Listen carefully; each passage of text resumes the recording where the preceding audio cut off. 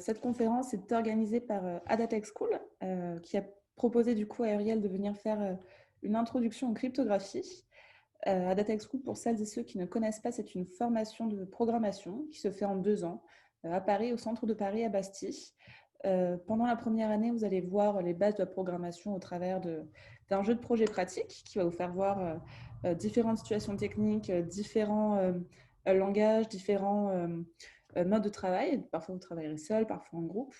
L'idée, c'est qu'après un an, vous allez en alternance pendant 12 mois pour faire vos premiers pas dans la vie active. Et puis ensuite, vous serez prête des développeurs ou des développeuses. Donc voilà, moi, j'ai voulu proposer à Uriel de venir nous introduire un peu à ces notions-là. Merci à toi de bien participer, de bien vouloir participer à ce jeu. Écoute, je vais te laisser prendre la parole et te présenter, du coup. Merci Anna, c'est super sympa de m'avoir invité à parler à Adatech School, c'est cool, ça fait un moment qu'on en discutait en plus, donc ça fait vraiment plaisir d'être là. Bonjour tout le monde, je m'appelle Uriel Corfa, je suis un ingénieur en sécurité et en fiabilité logicielle, je travaille à Google à Zurich. Et du coup, je vais envie de parler aujourd'hui de cryptographie et particulièrement de cryptographie asymétrique. Il va y avoir un tout petit peu de maths dans la présentation, mais vraiment très peu, je vous promets. Et si vous ne suivez pas la partie maths, c'est vraiment pas grave. Je vais juste commencer à présenter des slides. Normalement, tout le monde peut voir mes slides maintenant. Ok, super. Et Anna, tu veux qu'on attende encore un peu s'il y a des gens qui arrivent dans les… C'est quoi chez Ada le temps réglementaire d'attente pour les gens en retard? 3 minutes, 4 minutes, 7 minutes? Je pense que tu peux prendre ton temps pour te présenter et puis commencer. Bon, tu t'es déjà bien présenté, mais… Moi, je ne sais pas trop ce que je peux ajouter. Tu peux y aller, je pense. Il est 34. Les personnes qui sont en retard débarqueront en route, je pense. Je les accepterai, je serai vigilante sur l'acceptation. Ok, et ben on va donc parler aujourd'hui de cryptographie. La cryptographie qui est, je pense que les gens connaissent le terme, hein, c'est le fait de camoufler un message, des données en les chiffrant. Je vais meubler un peu l'introduction, du coup je vais quand même dire le chiffrement et le codage. Coder un message et chiffrer un message, c'est pas la même chose. Chiffrer un message, c'est avec le but de dissimuler, alors que coder un message, c'est simplement le mettre dans une forme pour pouvoir l'envoyer. Typiquement, si dès que vous écrivez du texte, un ordinateur est obligé de le coder parce qu'un ordinateur, ça ne pense pas en texte, ça pense en 0 et en 1. Il y a toujours un codage. Vous connaissez peut-être le codage ASCII, par exemple, ou le codage Unicode. Alors que la cryptographie, le chiffrement, c'est quand on essaye de cacher quelque chose à soit tout le monde parce qu'on veut le garder pour soi. Typiquement, si vous chiffrez votre disque dur, il n'y a que vous qui voulez lire votre disque dur. Ou très souvent à une ou plusieurs personnes à qui on veut envoyer un message. Par exemple, là, la vidéo avec laquelle on se parle est chiffrée entre moi qui l'émets et les serveurs de Zoom, et entre les serveurs de Zoom et vous qui me regardez. Avec ça, on peut donc commencer à parler de cryptographie, et pour ça, le mieux, c'est de regarder ce qui s'est passé dans l'histoire de la cryptographie. Ah, j'allais oublier quand même. Cette présentation ne reflète que mon point de vue et mes opinions, et pas ceux de mon employeur. C'est très important pour les avocats de dire ça. Donc, la cryptographie. La cryptographie telle qu'on la connaît dans l'histoire commence à peu près en 1600 avant notre ère, avec des tablettes en argile qu'on a retrouvées qui étaient chiffrées par substitution, une méthode de chiffrement dont je vais parler juste après. Ça, c'est la plus vieille trace de cryptographie qu'on connaisse, et c'était utilisé, je crois, pour cacher, pour dissimuler une recette de poterie qui était a priori très bien, puisque l'artisan a quand même mis en place, peut-être inventé, ou en tout cas a employé la cryptographie pour noter sa recette sans qu'on puisse la subtiliser. Et donc, 800 ans plus tard, ce qui est quand même un moment, on a commencé à faire de la cryptanalyse. C'est un mathématicien arabe, Al-Kindi, qui a inventé la cryptanalyse, c'est-à-dire le fait de prendre un texte chiffré et de se demander, mais qu'est-ce qu'il y a dans ce chiffrement et comment est-ce qu'on pourrait découvrir ce qui se cache derrière. On va parler un petit peu de cryptanalyse aussi. Et ensuite, il se passe pas mal de temps, plus de 2 millénaires, pendant lesquels le chiffrement et la cryptanalyse évoluent, mais pas beaucoup. Jusqu'à peu près à la Deuxième Guerre mondiale. Il y a quand même eu un peu de recherche à partir du 19e siècle, mais globalement, pendant la Seconde Guerre mondiale, c'est là où tout le monde s'est dit, en fait, la crypto, c'est important, ça va gagner la guerre, parce que il y avait beaucoup de communication radio, et une communication radio, c'est très bien, on peut parler instantanément à quelqu'un qui est très loin, et n'importe qui est sur la même fréquence peut aussi entendre ce qu'on envoie. Ce qui est un peu un problème quand ton ennemi a la même technologie radio que toi, ce qui était le cas pendant cette guerre-là, et du coup, il fallait forcément chiffrer ces communications. Donc, on connaît certaines méthodes de chiffrement qui sont d'avoir des messages, les sanglots longs des violons de l'automne, blesse mon cœur d'une langueur monotone, je crois, des messages préétablis qui voulaient dire quelque chose, mais il y avait aussi beaucoup de données qui n'étaient pas forcément connues à l'avance, et du coup, il fallait des techniques de chiffrement robustes, parce que le chiffrement par substitution, dont j'ai parlé au-dessus, on l'a cassé il y a bien longtemps, ça faisait depuis le moins 800 qu'on savait casser ce truc-là. La technologie la plus connue de la Seconde Guerre mondiale, c'est la machine Enigma, qui était une machine allemande et qui a été cassée par les chercheurs de Bletchley Park. Et beaucoup de gens pensent que les travaux d'Alan Turing, notamment, ont gagné la Seconde Guerre mondiale pour les Alliés. C'est quand même pas rien. Et ensuite, la crypto s'emballe juste après la Seconde Guerre mondiale. Dès la fin de la Seconde Guerre mondiale, en 1945, Claude Shannon définit la notion de sécurité inconditionnelle et aussi énormément d'autres notions de crypto. Quelqu'un de très important, Claude Shannon, on va en reparler juste après. Et quelques années plus tard, 30 ans après seulement, on invente le chiffrement asymétrique, qui est l'objet de ce talk, inventé par Whitfield Diffie et Martin Hellman. On va parler d'eux aussi à la fin, s'il nous reste du temps, en bonus.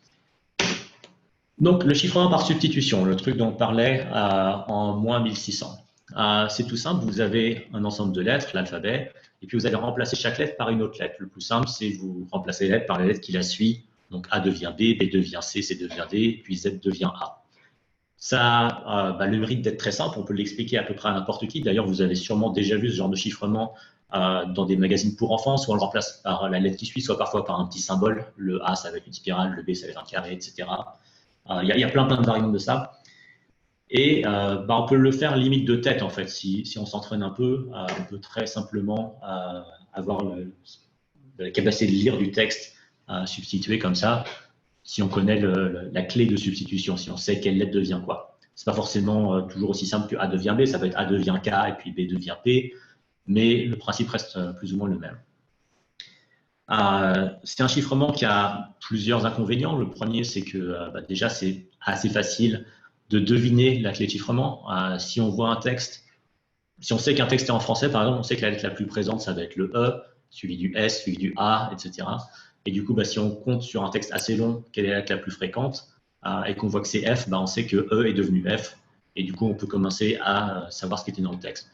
Même si on connaît que la moitié de la table de substitution, on peut déjà lire une grosse partie du texte. Si vous avez quelques lettres qui sont changées dans un mot, mais que la plupart des lettres restent les mêmes, vous pouvez comprendre le mot. Et surtout, le principal problème, maintenant qu'on est quand même dans un monde moderne où il y a des ordinateurs, c'est que vous pouvez voir ici, par exemple, que l'espace reste un espace. Donc, on pourra bien sûr dire que l'espace devient une lettre ou un nombre, mais c'est des techniques qui sont généralement limitées, en pratique au moins, à du texte fait pour les humains. Et en pratique, la façon qu'on avait de résoudre le fait que la ponctuation n'était pas substituée, c'était de ne pas mettre de ponctuation dans le message chiffré. On avait juste des lettres, pas d'espace, pas de point, rien. Et puis l'humain qui recevait pouvait bien se débrouiller pour lire ce qui était écrit, c'était pas très compliqué. Surtout qu'on essayait d'être concis, c'est souvent des messages militaires, c'était parfois porté par des messagers, il n'y a pas beaucoup de place. Donc voilà, c'était l'état de l'art il y a 3 millénaires et demi. Mais voilà, on a des ordinateurs et maintenant on ne chiffre pas que du texte, on chiffre aussi des images, de la vidéo, le flux vidéo et audio de cette présentation est chiffré. On a tout un tas de fichiers dans des formats de toutes sortes sur nos disques et tout ça c'est des 0 et des 1. Donc on a probablement l'essence même du chiffrement moderne qui est le chiffrement par XOR, l'opérateur XOR ou exclusif. Pour ceux qui ne connaissent pas, c'est un opérateur logique, donc ça prend 2 bits en entrée et ça vous donne 1 bit en sortie. Si les bits c'est 0 et 0 ou si c'est 1 et 1, le résultat c'est 0. Et si les bits c'est 0 et 1 ou 1 et 0, le résultat c'est 1. Pas très compliqué, donc c'est ou exclusif. Est-ce qu'une des deux entrées est vraie? Et ça a une propriété très intéressante qui est que si vous avez un bit donné et que vous appliquez 2 fois XOR avec la même opérande dessus, ça vous redonne le même bit d'entrée. Donc si vous avez n XOR 1 XOR 1, ça vous redonne n. n XOR 0 XOR 0, ça vous redonne n aussi. Donc si on applique ça sur plus d'un seul bit, ça peut marcher comme suit. Donc, on va vouloir envoyer un message. Je vais prendre que 4 caractères pour garder l'exemple plutôt court. Le message c'est hey, point d'exclamation. Vous avez peut-être entendu parler de la table ASCII. Chaque lettre a une valeur en ASCII. Donc H majuscule 72, E minuscule 101, etc. Puis je les ai mis ici en binaire pour que ce soit plus facile à suivre. Donc on a ce message qu'on voit hier. Un message, c'est juste une suite de bits comme n'importe quelle donnée en informatique. Si on choisit une clé, on va prendre ici une clé qui est facile à lire parce que comme ça j'ai que des caractères imprimables, caractère majuscule 0G, on a une autre suite de bits. Et ici, je l'ai choisi comme étant de la même taille, ça nous simplifie un peu la vie. On peut, pour chacun des bits du message avec le bit correspondant de la clé, appliquer un XOR, et ça nous donne ce résultat-là, qui est une suite de bits aussi, qu'on peut représenter comme du texte. Et ici, c'est pratique parce que c'est du texte qui est aussi imprimable, dièse 7SQ. Et donc ça, c'est notre message qui est chiffré, le message Hey, chiffré avec la clé Krog. Ça nous donne ce message dièse 7SQ. Et comme on a dit juste avant que l'opérateur XOR, il est réversible en appliquant le même XOR, on peut aussi reprendre donc dièse 7SQ, appliquer XOR avec la même clé, et ça nous redonne le message initial, le message qu'on avait chiffré, hey, point d'exclamation. Donc, c'est un peu plus pratique. Déjà, ça marche pour autre chose que du texte, ça marche pour de la vidéo, ça marche pour des images, tout ce que vous voulez. C'est pas aussi facile à lire pour un humain. Alors, ça a l'inconvénient que vous ne pouvez pas le faire dans votre tête aussi facilement. C'est un peu compliqué de faire ce genre de chiffrement de tête. Mais bon, on a des ordinateurs pour ça. Et surtout, ça a une propriété qui est très intéressante, qui est que si la longueur de votre clé est au moins aussi grande que celle du message, on obtient la sécurité inconditionnelle, le concept que Claude Shannon a défini en 1945, si vous en rappelez. C'est-à-dire que si vous avez une clé qui est suffisamment longue pour chiffrer tout votre message avec un bit unique à chaque fois, il n'y a aucune technique de cryptanalyse, et on peut même mathématiquement prouver qu'elles ne peuvent pas exister, qui permettrait à quelqu'un qui voit ce message chiffré de deviner la clé ou le message en clair. C'est-à-dire que si vous voyez, si je vous dis le bit chiffré c'est 1, vous ne pouvez pas savoir si la clé était 1, enfin le bit de la clé c'était 1 ou 0, ou si le bit du message c'était 1 ou 0. Ça peut être n'importe laquelle de ces combinaisons.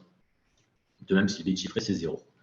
Ça reste vrai si la clé est suffisamment longue et qu'on ne la réutilise pas. Très souvent, ce qu'on va faire, c'est qu'on a des clés qui sont assez courtes et on va les réutiliser plusieurs fois. Du coup, il nous faut un algorithme un peu plus compliqué pour s'assurer que cette propriété ne tient pas, mais que ce soit difficile de deviner la clé ou le message. Mais c'est quand même une propriété qui est très, très pratique. Et ça peut être très utile dans certains cas où vous voulez une sécurité qui est absolument garantie. En tout cas, tant que la clé n'est pas publiée. Bien sûr, si la clé, d'autres gens la connaissent, ils peuvent lire le message. Donc, c'est très pratique si vous savez d'avance à qui vous voulez parler et si vous pouvez échanger une clé avec cette personne qui est suffisamment longue. C'est une technique qui a été pas mal utilisée pendant une variante de cette technique, pas avec des XOR, mais avec une forme de substitution qui a été utilisée pendant la guerre froide. Beaucoup d'espions avaient des bouquins entiers de matériel cryptographique, de mots ou de lettres qui étaient écrites dans un ordre donné. Et il y avait des stations radio qui publiaient en ondes courtes, donc qu'on pouvait écouter dans le monde entier. Il y en a d'ailleurs qui existent encore. C'est un petit peu spooky d'écouter ces trucs-là. Et ces stations vont, à un moment donné, à une heure précise, publier, se mettre à dire des nombres. Ça va juste lire des nombres pendant un quart d'heure. Et l'hypothèse, bien sûr, aucun gouvernement ne va jamais confirmer ça, c'est qu'il y a quelqu'un qui est en train d'écouter ces stations radio et qui a un bouquin avec ce qu'on appelle un one-time pad, donc des données comme ça, une clé qui ne va jamais être utilisée, qui note les nombres, qui effectue une opération entre les nombres dans son bouquin et le nombre que la station de radio a donné, et qui ensuite brûle la page pour que cette clé ne soit jamais réutilisée, et qui a peut-être déchiffré des ordres ou allez savoir quoi. Bien sûr, personne ne va jamais confirmer que c'est ce que font les espions, mais on peut en tout cas imaginer que ce serait un mécanisme mis en place par un gouvernement qui veut pouvoir communiquer de façon sécurisée avec des gens sur des contextes très sensibles, en ayant une garantie mathématique qu'on ne peut pas savoir de quoi ils parlent. Et donc, ces algorithmes nous donnent ça. Donc, ces algorithmes, l'algorithme de chiffrement par substitution et de chiffrement par XOR, ce sont deux algorithmes de chiffrement qu'on appelle symétriques. C'est-à-dire que l'expéditeur et le destinataire, qui peuvent être la même personne parfois si vous chiffrez des données pour vous pour plus tard, ces deux personnes ont établi un secret partagé. Donc, en l'occurrence, le bouquin avec du texte des espions ou simplement la chaîne avec laquelle on a fait un XOR tout à l'heure, il faut qu'elle soit connue d'avance pour pouvoir se parler ensemble. Alors ça, c'est des algorithmes qui sont assez simples. Il y a d'autres algorithmes symétriques qui sont plus utilisés, qui ont d'autres propriétés et qui font qu'on n'a pas besoin de partager une clé de 4 gigas si on veut pouvoir s'envoyer 4 gigas de données. On a par exemple AES, Blowfish, Twofish, Serpent, qui sont probablement ceux que vous allez rencontrer si vous cherchez un peu comment marche la cryptographie. Donc, c'est très pratique, mais si on ne peut pas partager un secret préalablement. Et ça, c'est très souvent le cas, soit parce qu'on ne sait pas à qui on va parler à l'avance, soit parce qu'on ne peut pas facilement communiquer un secret. Là, j'ai probablement envoyé des mégaoctets, peut-être même des gigaoctets de données si je suis en HD, à Zoom aujourd'hui. J'ai pas reçu un CD de Zoom avec des gigaoctets ou un DVD avec des gigaoctets de données aléatoires ou de chiffrement qui m'auraient partagé avant. C'est pas physiquement possible, quoi. Donc, si on ne peut pas établir un secret préalablement, il va falloir une autre technique. Et c'est là qu'arrive le chiffrement asymétrique, et c'est l'intérêt du talk. Et l'idée toute simple, c'est que l'expéditeur et le destinataire ont des clés différentes. Alors, ça peut paraître un petit peu bizarre, et j'espère que ça attire votre attention quand je vous dis ça et que ça vous semble bizarre, parce que c'est ça qui va être intéressant dans le talk. Donc, on va parler d'un algorithme qui s'appelle l'algorithme RSA, qui a été inventé par Ron Rivest, Adi Shamir et Leonard Edelman en 1977. C'est un an après que Diffie et Hellman aient inventé la cryptographie asymétrique. Et c'est un algorithme qui est assez facile à expliquer, donc c'est là où il y aura un tout petit peu de maths pour vous l'expliquer. Mais d'abord un peu de contexte. En cryptographie, on aime bien parler de protagonistes qui s'appellent Alice et Bob qui veulent se parler. Alice et Bob ont vraiment un gros besoin de se parler, et Alice et Bob se parlent toujours avec des tas de gens qui veulent savoir ce qu'ils se disent. En l'occurrence, ici, Alice veut envoyer un message à Bob, mais ils n'ont pas pu partager un secret, peut-être parce qu'ils n'ont jamais pu se rencontrer physiquement pour échanger ce secret, ou aller savoir. Bob va générer ce qu'on appelle une clé publique et une clé privée. Il va donner la clé publique à Alice, et il peut la donner de façon publique, c'est l'intérêt d'une clé publique. Il peut lui envoyer sur une carte postale le facteur pour aller la lire, c'est pas grave. Alice peut utiliser cette clé publique pour chiffrer son message et envoyer le message chiffré à Bob. Et la clé publique ne peut pas déchiffrer le message, seule la clé privée peut le déchiffrer. Et Bob a gardé cette clé jalousement, il n'y a que lui qui a une copie de la clé privée, et donc seul Bob peut déchiffrer le message envoyé par Alice. Et ça ne cadre pas trop avec ce qu'on a vu comme algorithme tout à l'heure, donc pour vous prouver que c'est possible, on va regarder comment marche l'algorithme RSA. C'est là où on arrive à faire un peu de maths, on va être niveau lycée, ça peut être, je ne vais pas dire tous les bacs, mais on va vraiment pas très loin. Si vous connaissez modulo et les puissances, on est bon. Donc, que fait Bob? Bob doit générer une clé publique, une clé privée. Il va commencer par choisir deux nombres premiers. C'est des nombres qui n'ont pas d'autres facteurs entiers que eux-mêmes et 1. Donc, par exemple, 7 est un nombre premier, on ne peut pas le diviser par autre chose que 1 et 7, sans que ça donne un résultat qui soit pas un entier. Ici, il va choisir donc un tout petit peu plus grand, mais je ne vais pas les prendre trop grands non plus parce que c'est un exemple. En pratique, il prendrait des nombres gigantesques pour complexifier un peu la chose. Donc, il a choisi deux nombres, P et Q, et puis il calcule leur produit, N, donc P fois Q. Il a choisi ici 61 et 53 comme ses nombres premiers, ça nous donne N qui vaut 3233. Jusque-là, tout est simple. Bob calcule phi, on l'appelle phi, mais ça pourrait être n'importe quelle lettre, c'est pas grave, qui est juste P-1 fois Q-1, et ça nous donne 3120. Jusque-là, tout simple aussi.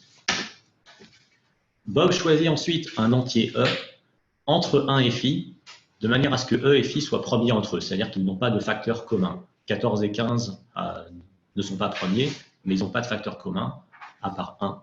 14 peut être divisé par 1, 2, 7 et 14. 15 peut être divisé par 1, 3, 5 et 15. Ils sont premiers entre eux. Ici, on va dire que Bob choisit donc E entre 1 et phi et qu'il soit premier avec phi. Il va choisir 17. 17 est premier, premier tout court d'ailleurs, et il est premier bien sûr avec phi, et il est entre 1 et phi. Et donc Bob peut envoyer E et N, donc 17 et 3233, à Alice. Et il peut lui donner publiquement, c'est la clé publique. C'est-à-dire que n'importe qui peut l'avoir entendu. J'ai vu qu'il y avait des messages dans le chat, je vais y répondre tout à l'heure. Bob calcule ensuite un autre nombre qu'on va appeler D, qui est 1 plus x fois phi divisé par E en choisissant n'importe quelle valeur de x pour que D soit un nombre entier. Donc, il peut choisir n'importe quelle valeur pour x, l'important c'est que ça donne un résultat qui soit entier. Dans notre exemple, il va choisir 2753. Il y a des méthodes pour calculer facilement cette valeur. Mais voilà, et Bob va garder D secrètement parce que D et N, c'est la clé privée. On peut oublier phi, on peut oublier P, on peut oublier Q, il reste juste D, E et N, qui sont des parties importantes. Donc Alice a reçu de Bob N et E, 3233 et 2753, et elle veut envoyer un message secret, on va dire que c'est un nombre pour simplifier les choses, 123. Alice peut calculer facilement M puissance E modulo N. Donc modulo, c'est le reste de la division entière, comme vous faisiez à l'école primaire, en posant une division, vous aviez un reste. Donc n puissance e modulo n, et ça nous donne 855. Vous pouvez faire le calcul vous-même, je les ai vérifiés. Et elle envoie ça à Bob. Elle dit, tiens Bob, 855. Bob reçoit donc 855, et lui, il connaît D, et il connaît bien sûr N. Et s'il calcule 855 puissance D modulo N, il retrouve 123, c'est-à-dire le message secret qu'Alice a envoyé. Vous pouvez vérifier les calculs, tout se tient. Et donc ça, en pratique, ce que ça veut dire, c'est que Bob a envoyé une clé publique de façon complètement publique à Alice. Je peux vous donner ma clé publique sur ce chat. Vous pouvez vous en servir pour m'envoyer un message comme Alice l'a fait, que seule ma clé privée pourra déchiffrer.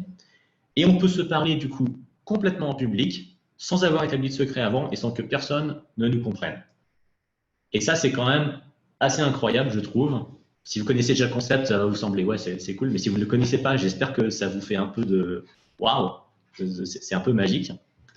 Parce qu'on n'a rien établi avant. Je vous envoie juste une clé publique comme ça que tout le monde peut lire. Vous pouvez m'écrire des messages. Et si vous voyez une clé publique, je peux vous répondre. Et personne ne saura ce qu'on s'envoie, alors que tout le monde peut lire la clé publique. Tant qu'on ne partage pas la clé privée, c'est tout caché. Donc ça, c'est assez incroyable. Alors, ça a quelques limitations. Parce que n'importe qui peut vous donner une clé publique en disant hey, « salut, c'est Uriel, voilà ma clé publique ».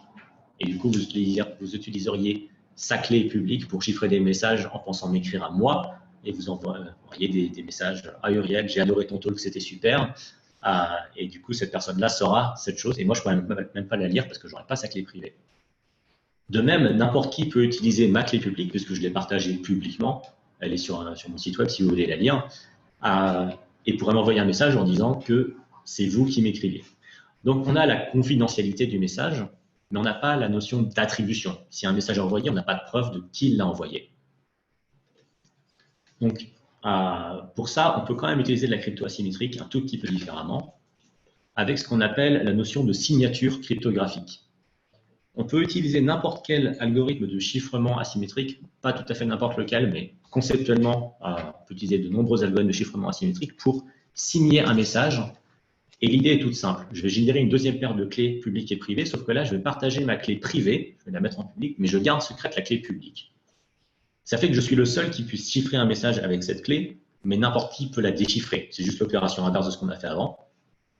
Et donc, si vous pouvez déchiffrer un message avec cette clé, et que vous savez que c'est moi qui ai gardé la clé de chiffrement, et bien vous savez que ce message est de moi. Donc, on va parler plutôt de clé de signature et de clé de vérification ou de clé d'authentification ici, parce que si on dit privé-public, ça casse un peu le sens. On peut aussi parler avant de clé de chiffrement et clé de déchiffrement. Mais le concept reste exactement le même. De plus, avec l'algorithme RSA dont on a parlé, on n'a même pas besoin de générer une nouvelle clé. On peut juste utiliser D et E à l'envers pour signer et vérifier la signature. Donc, la même paire de clés peut remplir les deux rôles, avec certaines limitations en matière de cryptanalyse, mais conceptuellement, en tout cas, c'est aussi simple que ça. Mais bon, ça résout une partie du problème, c'est-à-dire que si vous avez ma clé de, si vous avez ma clé de vérification et que vous savez que c'est moi qui l'ai donnée, je peux signer des messages et vous savez qu'ils viennent de moi. Mais si on ne s'est jamais parlé, si on ne s'est jamais rencontré, le problème reste que je peux vous donner une clé de vérification, dire tiens, c'est celle d'Uriel. Bah, à un moment donné, vous devez faire confiance à la personne qui vous dit ça. Ça, c'est un problème qu'on peut résoudre avec des entités, des organismes qui vont signer des certificats. Donc, pour récapituler ce qu'on a fait avec ma clé publique, avec votre clé publique, moi, je peux chiffrer des messages pour vous les envoyer et je peux aussi authentifier des messages que vous m'avez envoyés. Mais pour s'assurer que la clé publique que j'ai pour vous est la bonne, soit on s'est rencontré en personne, soit on va faire confiance, du coup, à un tiers. Ce tiers, c'est les autorités de certification. Le principe, si je veux que ma clé publique soit connue et reconnue, c'est-à-dire que les gens vont savoir qu'elle est à moi, c'est je leur envoie ma clé publique, ils vérifient mon identité. Alors selon quel type de clé publique c'est, si je leur dis c'est la clé publique de moi en tant que personne, je pourrais par exemple aller dans un bureau et montrer ma pièce d'identité et dire oui, il n'y a que moi qui ai la clé privée de cette clé publique, accepter que c'est à moi. Ou ça peut être la clé publique d'un site web, par exemple. Et pour ça, on va vérifier que le serveur qui sert cette clé publique et qui prétend avoir la clé privée a la clé privée et qu'il appartient bien à l'organisme qui possède ce site web. On fera une démo de comment ça marche, ça, juste après. Bref, il vérifie que la clé publique est associée à l'identité qu'elle prétend représenter, et il signe cryptographiquement un document qui dit la clé publique appartient à Auriel Corfa, signé par, puis mettre leur nom dessus, et il signe ça cryptographiquement. Ce document-là, on appelle ça un certificat, et c'est utilisé partout en crypto asymétrique. En pratique, ce qui se passe, c'est que votre machine a déjà une liste de clés publiques de ces autorités de certification, enfin de certaines autorités de certification, en qui vous avez confiance implicitement. On va regarder comment ça marche en pratique sur ma machine. Donc, je vais regarder d'abord quelles autorités de certification ma machine a dans ce qu'on appelle le Trust Store, avec la liste des autorités de certification en qui j'ai confiance. Moi, sur Linux, on s'est stocké dans ETC, SSL Certs, CA Certificate. Si vous tournez sous Mac, il y a 2 fichiers, je ne sais plus où ils sont. Et tout ce que je fais dans cette commande, c'est que je vais, en gros, lire la liste de certificats et puis les afficher à qui ils appartiennent de façon un peu plus lisible. Et donc, on obtient cette liste-là. Donc, toutes ces entités sont des entreprises, parfois des non-profits, des associations, qui peuvent signer des certificats pour dire telle clé publique appartient à quelqu'un, à telle personne, et moi, je vais faire confiance. Typiquement, telle clé publique appartient à tel site web, et je vais faire confiance à ça. On peut voir qu'il y en a un paquet. Alors, les gens vont se dire parfois en voyant cette liste, waouh, je fais quand même confiance à beaucoup d'autorités de certification dans beaucoup de pays, peut-être des pays à qui je n'ai pas envie de faire confiance. Une chose à noter, c'est que ces autorités de certification sont auditées de façon très pointue et très stricte. C'est arrivé par le passé que, pour des raisons soit malicieuses, soit par maladresse, des autorités de certification signent des certificats qui n'étaient pas forcément les bons, en disant que cette clé publique appartient à telle personne, je l'ai vérifiée alors qu'elle ne l'avait pas vérifiée, ou carrément que ça appartenait à quelqu'un d'autre. On a des cas où c'est documenté que c'était malicieux, que c'était un gouvernement qui avait fait pression ou autre. Mais ces boîtes-là sont des boîtes qui vendent des certificats. Vous les payez pour qu'ils fassent cette vérification. Si c'est avéré et qu'ils ont signé des certificats qui mentaient, ce qui va se passer, c'est que tous les systèmes d'exploitation, tous les navigateurs vont délister cette autorité de certification de la liste de confiance et que du coup, tous leurs certificats deviennent invalides. Et du coup, tous leurs clients, la première chose qu'ils vont faire, c'est aller chez un concurrent, faire signer un certificat ailleurs et plus jamais revenir. Donc, c'est un peu la mort de la boîte. Donc, il y a quand même une certaine raison économique de croire que ces choses-là marchent et on a des preuves que ces autorités de certification sont auditées puisqu'on en a vu partir en faillite pour avoir émis les mauvais certificats, dont certains probablement par accident, mais c'est la difficile, la dure loi. Si vous opérez ce genre de boîte, il faut prendre ça au sérieux. Donc, il y a toutes ces autorités de certification à qui je fais confiance. En pratique, si je veux parler à un site web, comment est-ce que ça marche? Donc, on va pouvoir regarder en pratique comment est-ce que je fais confiance. Je vais me connecter sur le site de ADA. Donc le port 443 qui est le port HTTPS, qui est donc un port chiffré pour le web. Et du coup, si je m'y connecte, OpenSSL ici va nous dire ce qui se passe dans la négociation de ce chiffrement. Et on peut voir ici que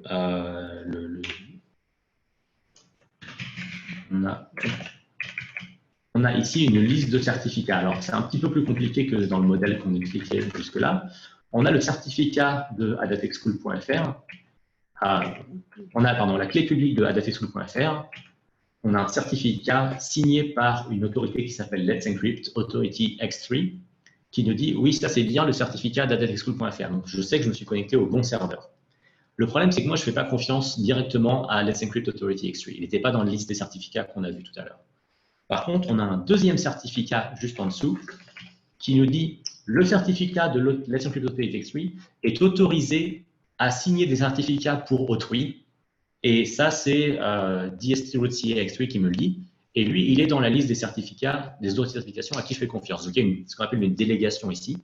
Et avec cette chaîne de certificats, j'ai la preuve cryptographique signée par, à la base, DST-CA X3, qui signe un certificat pour Let's Encrypt, qui signe un certificat pour AdatXSchool. Et ça me dit, la machine à qui je parle appartient bien à adatexschool.fr. Ce n'est pas quelqu'un qui s'est mis au milieu entre moi et le serveur d'AdatexSchool sur le réseau qui se prétend être AdatexSchool, parce que je peux vérifier que c'est bien la bonne clé publique qui me parle, parce que je peux vérifier sa signature, et je sais que je suis connecté à la bonne machine.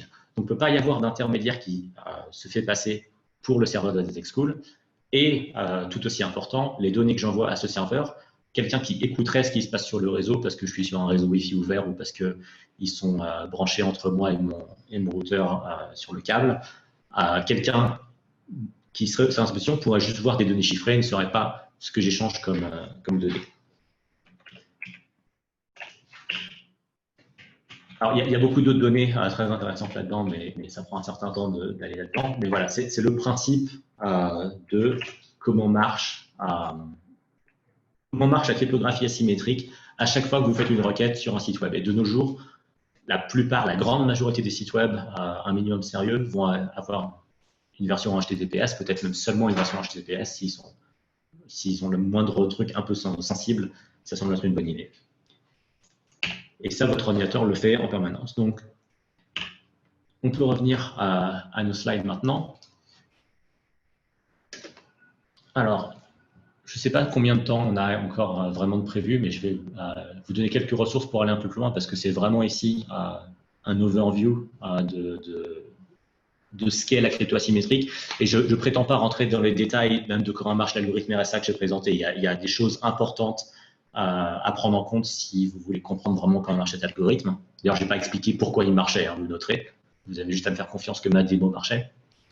Mais si vous voulez jouer un peu avec la cryptographie, la première chose à faire, ce serait de regarder l'outil qui s'appelle GluPG ou GPG. Ça vous permettra de générer votre propre paire de clés, une clé publique ou une clé privée. Vous pourrez vous servir pour envoyer des emails chiffrés, signer vos commits sur Git, signer si vous distribuez des binaires de vos projets, par exemple.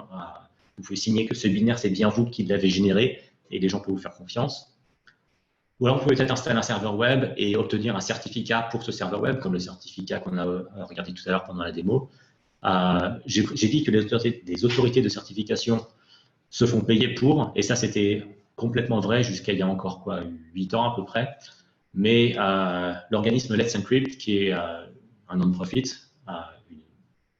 une association à but non lucratif, a changé ça en disant le web ne sera pas sécurisé tant que tout le monde n'aura pas des certificats, donc il faut que ce soit gratuit. Et donc, avec eux, vous pouvez avoir un certificat gratuitement et de façon complètement automatique. Et si vous avez un serveur web aujourd'hui, je vous encourage à aller regarder ce qu'ils font et à installer un certificat dessus et à chiffrer, à installer HTTPS. C'est quand même dommage en 2020 d'avoir du web qui ne soit pas chiffré. Si vous voulez gérer des clés et vous intéresser un petit peu plus précisément à comment gérer des clés entre plusieurs personnes, comment plusieurs personnes se faire confiance, comment moi je peux signer la clé d'un ami à moi et si vous me faites confiance, vous ferez confiance à mon ami transitivement par mois et ce genre de choses. Regardez le protocole de messagerie Matrix. Faites-vous un serveur, c'est open source, les specs sont ouvertes aussi. Installez ça et parlez avec des amis qui sont aussi intéressés par la crypto. C'est intéressant. Et il y a bien sûr énormément de choses qu'on peut lire sur la crypto.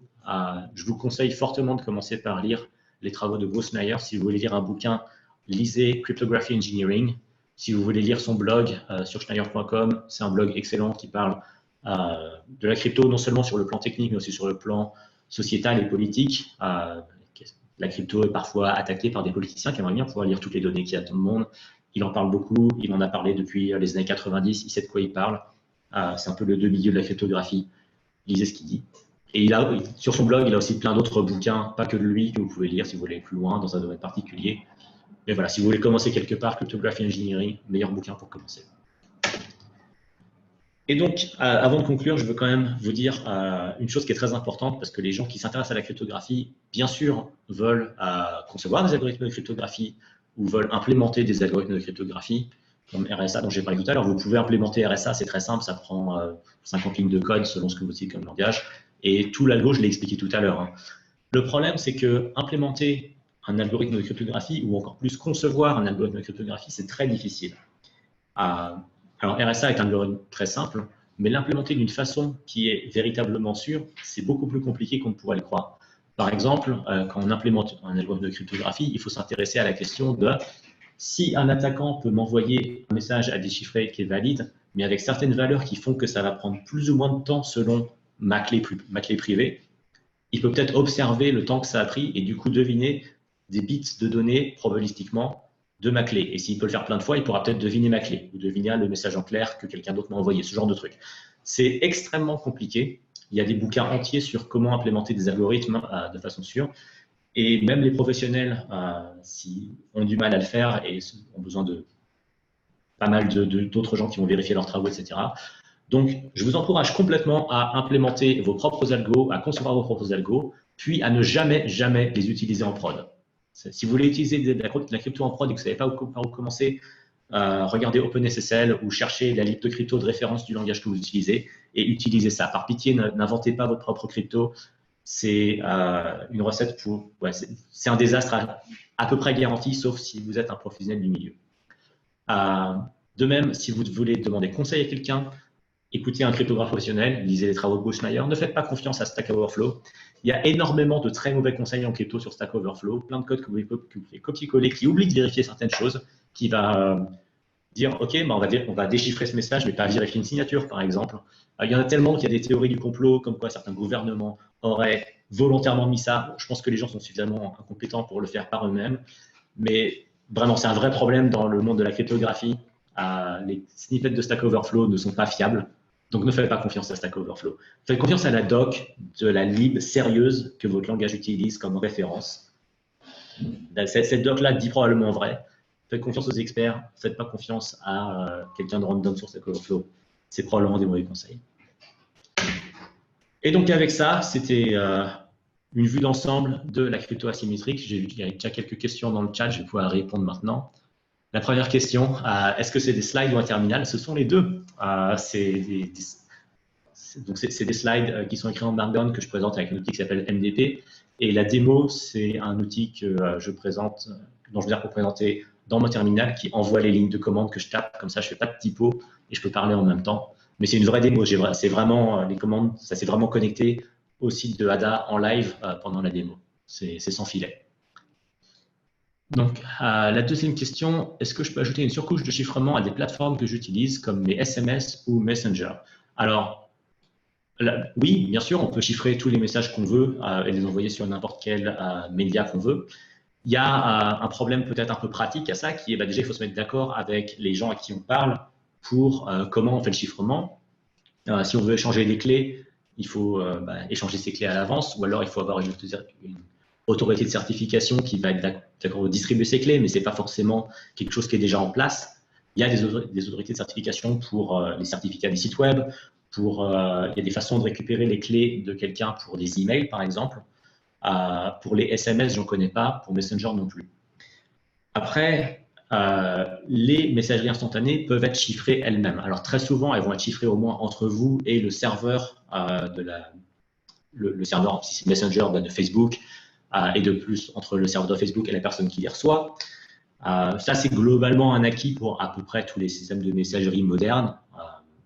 Pour les SMS, ça dépend quelle techno de SMS votre opérateur utilise, mais globalement, ça ne l'est pas forcément. On y travaille. Après, ça ne veut pas dire que c'est forcément chiffré entre vous et le destinataire. Typiquement, si vous utilisez Messenger, je crois que c'est Facebook l'a promis il y a un peu plus d'1 an, mais que ça n'a pas encore été mis en place, je peux me tromper, ce qu'on appelle le chiffrement end-to-end, ou de personne à personne. C'est-à-dire que si j'envoie un message, on peut prendre Zoom par exemple, là je vous parle sur Zoom, le flux vidéo est chiffré entre moi et les serveurs de Zoom, et entre les serveurs de Zoom et vous. Ça veut dire qu'il n'est pas chiffré au niveau des serveurs de Zoom. Quelqu'un qui aurait accès à ces serveurs pourrait regarder cette vidéo en live. Ça ne me dérange pas, en l'occurrence, ici, il n'y a rien de privé, mais si c'était une communication qui était sensible, ça pourrait être un problème. Donc, si vous voulez des services de messagerie qui sont chiffrés dans ce genre-là, les plus connus, ça va être WhatsApp, Telegram, Signal. Ces trois-là chiffrent de personne à personne. Il y a un certain problème de distribution des clés qui est que si quelqu'un a l'accès à votre numéro de téléphone, comme par exemple votre opérateur téléphonique ou votre gouvernement, il pourrait imposer sa propre clé et recevoir vos messages. Si vous voulez éviter ça, je vous invite à regarder Matrix, dont j'ai parlé tout à l'heure, qui n'est pas forcément le plus user-friendly. Alors, étonnamment, je l'utilise avec ma famille, mais c'est parce que mon beau-frère a décidé de s'occuper du tech support pour ma mère et ma sœur, parce que moi, je ne mettrais pas ça en place pour ma famille. Ça s'adresse quand même à des gens qui ont un minimum de compréhension de la technique. Pas forcément dans l'utilisation quotidienne, mais en fait que quand quelqu'un vous contacte, il faut décider d'accepter sa clé ou non, de comment vous vérifiez que cette clé appartient à cette personne. Il y a plusieurs options. C'est pas aussi simple que WhatsApp, quoi. Donc, pour revenir à la question, est-ce que je peux ajouter une surcouche de chiffrement à des plateformes que j'utilise comme des SMS ou Messenger? Oui, c'est possible.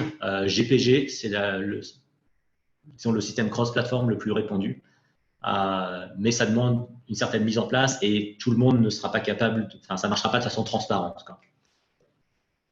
Une autre question, il y a beaucoup de mots en commun avec les recherches sur les crypto-monnaies. Est-ce qu'on peut expliquer comment fonctionnent les crypto-monnaies? Alors, ça dépend combien on a de temps. C'est honnêtement une conférence à part entière de parler de crypto-monnaies. Il y a une grosse partie des concepts que j'ai présentés ici qui sont utilisés dans la construction des blockchains. La plupart des crypto-monnaies sont basées sur ce qu'on appelle une blockchain. Je vais honnêtement pas rentrer dans les détails parce que ça prendrait une heure de plus. Et j'ai malheureusement pas de bonnes ressources à conseiller sur comment fonctionnent les crypto-monnaies. On pourra peut-être faire un talk de follow-up dessus. Après, je ne suis pas un expert, mais sinon, je peux discuter avec Anna et on pourra parler de qui sont des experts qui pourraient venir présenter. Et donc, est-ce que des innovations ont eu lieu au cours des dernières années dans ce domaine qui valent le coup de connaître ou des applications du chiffrement nouvelles?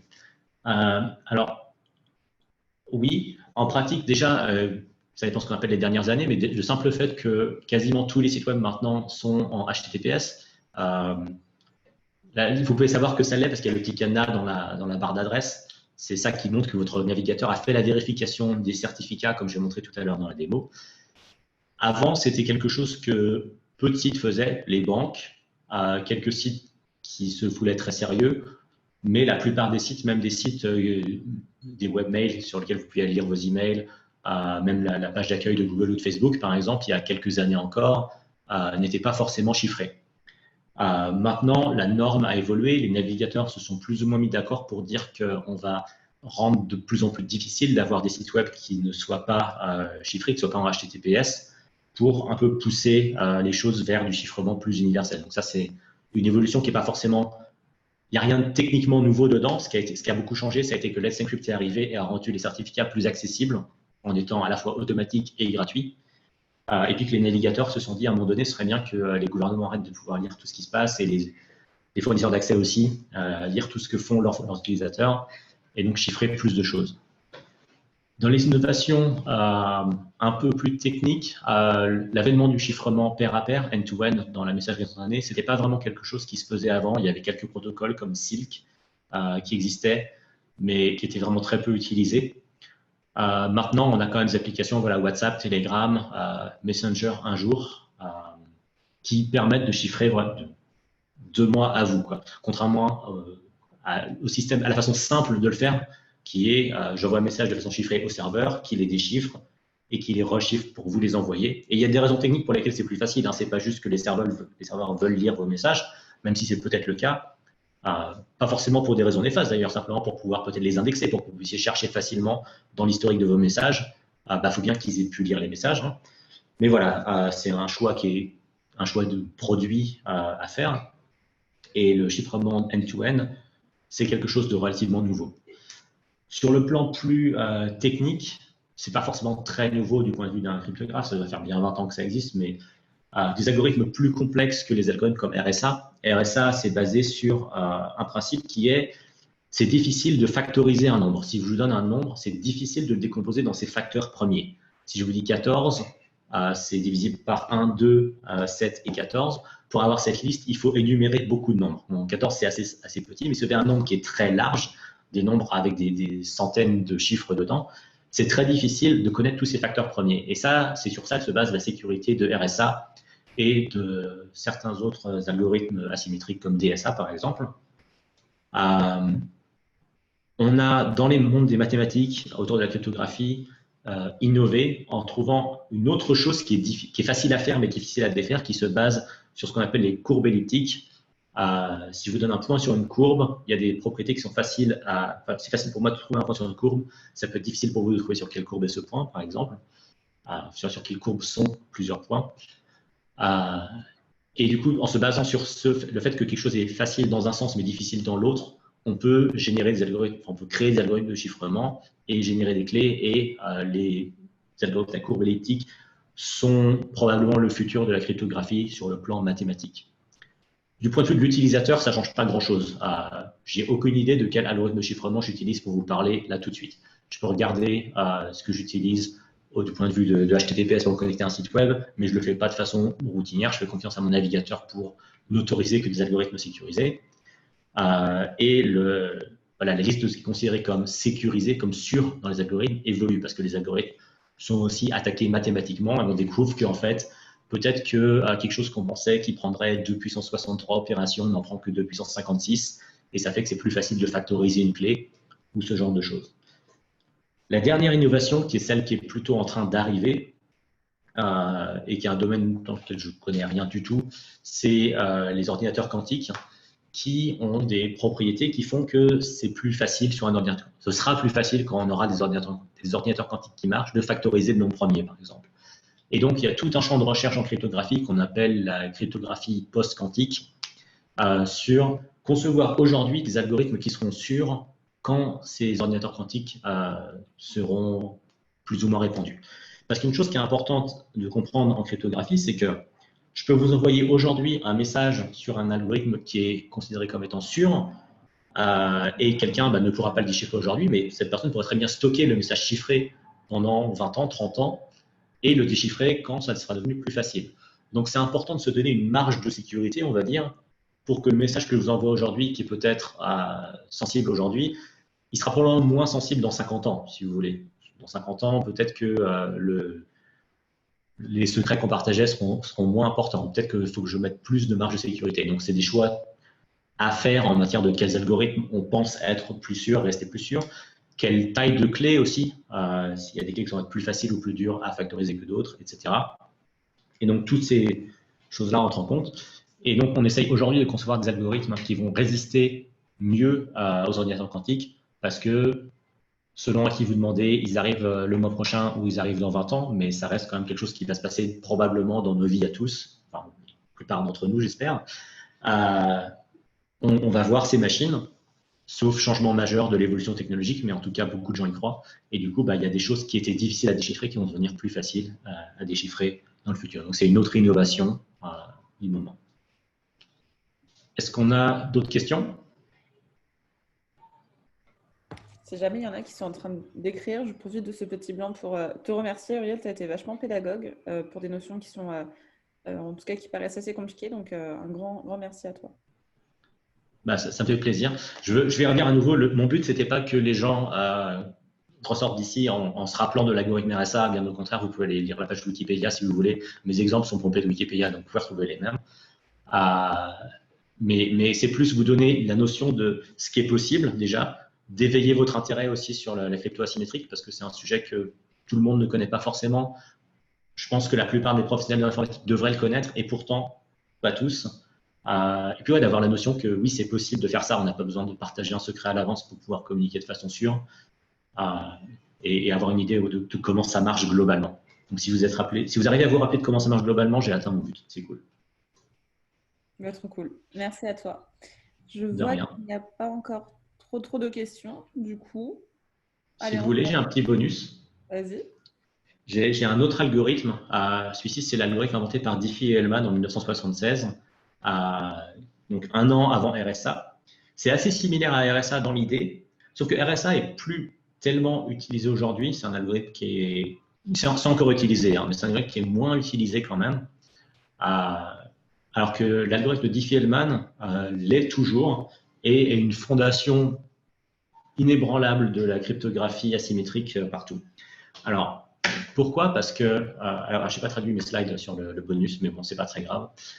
La crypto asymétrique a tendance à être assez coûteuse du point de vue des calculs qu'il faut faire. Donc, généralement, ce qui se passe, c'est qu'on va vouloir faire de la crypto asymétrique pour se mettre d'accord sur un secret partagé, puis ensuite utiliser ce secret partagé avec un algorithme de chiffrement symétrique comme Blowfish ou Twofish ou Serpent ou AES, parce que c'est beaucoup plus rapide et on peut envoyer beaucoup plus de données rapidement, parce qu'à un moment donné, c'est quand même important de ne pas prendre tout notre CPU pour faire du chiffrement, quoi. Donc, on retrouve Alice et Bob, qui, cette fois-ci, veulent établir un secret partagé pour ensuite pouvoir faire du chiffrement symétrique. Alors, on va commencer par établir deux nombres, P et G. Et ces nombres-là sont connus de tout le monde à l'avance. C'est des constantes un peu universelles. Donc, on va choisir ici P, qui doit être un nombre premier, on va dire 23, et G, qui est une racine primitive modulo P. Je ne vais pas expliquer ce que c'est, parce que c'est un petit peu plus compliqué techniquement. Mais on va juste dire que 5 est un nombre qui satisfait ce critère. L'avantage, c'est comme je disais, ces nombres-là sont déjà choisis pour vous. Je peux vous montrer, par exemple, les nombres qui sont utilisés pour générer certaines clés, qui sont des clés DSA d'une taille particulière, 2048 bits. Ces nombres-là, je les ai pris dans le code source d'OpenSSL, vous pouvez aller les chercher vous-même. Voilà, c'est juste, on s'est tous mis d'accord pour utiliser ces nombres-là, P et G. Et avec ces nombres-là, on va pouvoir établir un secret partagé en ne se connaissant pas à l'avance. Donc, on a P et G qui sont préétablis. Alice va choisir un entier qu'elle va garder secret. On va l'appeler A. On va dire que c'est 4. Et elle va calculer PA qu'elle va envoyer à Bob. PA, c'est simplement G puissance A modulo P, qui ici fait donc 5 puissance 4 modulo 23. Ça nous donne 4 également. Bob fait de même. Il choisit un entier secret, on va dire B. Ici, ce sera 3. Et il va pareil faire le même calcul pour générer PB, donc G puissance B, cette fois-ci modulo P, ce qui nous donne 10. Donc Alice envoie PA, Bob envoie PB, mais garde secret A et B l'un et l'autre. Maintenant, Alice a reçu PB, elle peut calculer PB puissance A modulo P, et ça nous donne 18. Bob peut calculer PA puissance B modulo P, et ça nous donne également 18. Et donc Alice et Bob ont établi un secret partagé qui est ici 18, mais quelqu'un qui écoute ce qui se disait ne peut pas calculer ça, parce qu'il a juste PA et PB, mais il n'a ni A ni B. Et du coup, il ne peut pas dériver notre secret S. Et donc ça nous permet d'avoir un secret partagé sans aucune connaissance préalable à part P et G, mais P et G, on s'est mis d'accord bien à l'avance. C'est un standard dans votre système de notation et tout. Tout le monde est d'accord dessus, si vous voulez. Et donc, en ne s'étant jamais parlé, on peut s'envoyer des nombres que tout le monde peut lire, mais qui nous permettent à nous d'avoir un secret que personne d'autre ne peut calculer. Bon, bien sûr, si c'est des nombres aussi petits que cela, on peut les factoriser à la main, enfin, quelqu'un pourra les calculer, mais on choisit des nombres beaucoup plus grands et ça devient beaucoup plus difficile. À nouveau, l'algorithme exact est un chouïa plus compliqué dans le choix des entiers. Ça marche avec n'importe quel entier, mais certains entiers ont des propriétés plus intéressantes que d'autres. Mais voilà, ça c'est un algorithme qui est utilisé en permanence. Dès que vous vous connectez à un nouveau site web, ce qui se passe en pratique, c'est que cet algorithme-là est utilisé pour se mettre d'accord sur une clé secrète, partagée, et ensuite on utilise probablement AES pour se parler de façon symétrique, sans avoir rien établi d'autre auparavant.